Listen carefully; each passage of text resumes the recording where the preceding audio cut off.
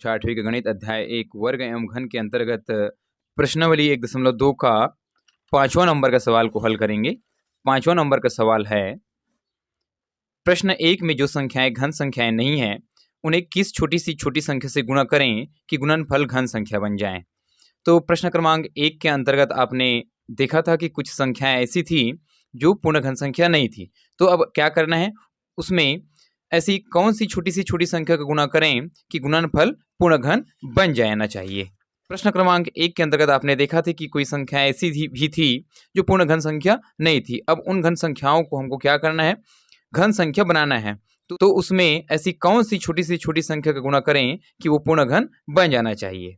पहला सवाल के अंतर्गत आपने देखा था जहां पर दिया था 125 और 125 के अभाज्य गुणनखंड निकालने के पश्चात उसका त्रिक बनाए थे तो पूरा त्रिक बन जा रहा था, तो 125 पूर्ण घन संख्या था। तो इसमें किसी प्रकार की कोई संख्या का गुणा करना नहीं पड़ेगा। इसके दूसरे सवाल को देखे थे आपने जहां पर दिया गया था 800 और इस 800 का हमने अभाज्य गुणनखंड निकाला और अभाज्य गुणनखंड निकालने के पश्चात उसका त्रिक बनाने का प्रयास किया और इसमें से क्या हुआ था, ये एक बार 2 का त्रिक बना था लेकिन 2 गुणित 2 यहाँ त्रिक नहीं बन पाया था, 5 गुणित 5 इसमें भी कोई त्रिक नहीं बन पाया था।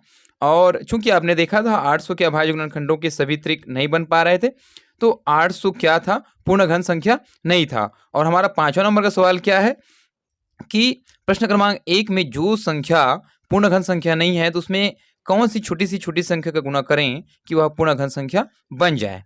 तो आपने देखा यहाँ पर 2 गुणित 2 और 1 बराबर 2 का गुणा करें तो क्या बन जाएगा, त्रिक बन जाएगा 2 का यहाँ से भी।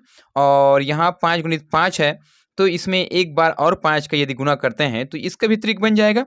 अब यदि 800 में हम 2 गुणित 5 अर्थात 10 का गुणा कर दें तब गुणनफल एक पूर्ण घन संख्या बन जाएगी। तो 10 ही वह छोटी संख्या है जिससे 800 में गुणा करने पर गुणनफल पूर्ण घन संख्या बन जाएगी। तीसरे नंबर के सवाल में आपने देखा था जहां पर दिया गया था 729 और 729 का हमने अभाज्य गुणनखंड निकालना, अभाज्य गुणनखंड निकालने के पश्चात उसका त्रिक बनाया। त्रिक जब पूरा बन जा रहा था तो 729 पूर्ण घन संख्या था। और इसके चौथे नंबर के सवाल 2744 जहां पर आपने देखे थे कि इस 2744 के अभाज्य गुणनखंडों के भी पूर्ण त्रिक बन जा रहे थे, तो 2744 भी एक पूर्ण घन संख्या था। तो इन दोनों सवालों में हमको किसी प्रकार की कोई गुणा करने की जरूरत नहीं पड़ेगी क्योंकि 729 पूर्ण घन संख्या है और 2744 भी एक पूर्ण घन संख्या है। 5वां नंबर का सवाल आपने देखा था पर जहां पर दिया गया था आपको 22,000 और 22,000 के आपने अभाज्य गुणनखंड निकाले और अभाज्य गुणनखंड निकालने के पश्चात उसका जब त्रिक बनाया तो 2 का त्रिक बना था, 5 का त्रिक बना था लेकिन 11 का कोई त्रिक नहीं बना था, जिसकी वजह से ये 22,000 पूर्ण वर्ग संख्या नहीं थी। और प्रश्न नंबर 5 कहता है जिस संख्या का पूर्ण वर्ग संख्या नहीं है उसमें कौन सी छोटी संख्या का गुणा करें कि वो पूर्ण घन संख्या बन जाए करके। तो 22,000 पूर्ण घन संख्या नहीं थी क्योंकि यहाँ 11 का पूर्ण त्रिक नहीं बन पा रहा था। तो इस 11 के पूर्ण त्रिक बनाने के लिए क्या करना पड़ेगा, 11 गुणित 11 का गुना और करना पड़ेगा, तब जाकर के 11 का क्या बनेंगे, एक पूर्ण त्रिक बनेगा, तभी जाकर के उसका गुणनफल जो आएगा वो पूर्ण घन संख्या बनेगी। हमने देखा यहाँ पर 11 का पूर्ण त्रिक तो नहीं बन रहा है, तो इसको पूर्ण त्रिक बनाने के लिए 11 गुणित 11 की जरूरत पड़ेगी।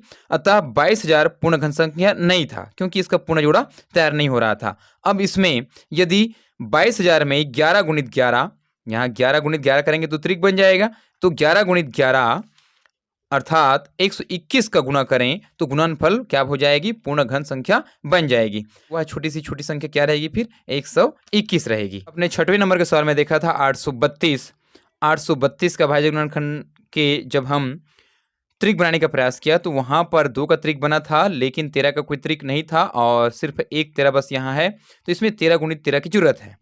जब 13 गुणित 13 करेंगे तब जाकर के ये 13 त्रिक बन जाएगा और जो संख्या प्राप्त होगी, गुणनफल प्राप्त होगी, वो पूर्ण घन संख्या बनेगी।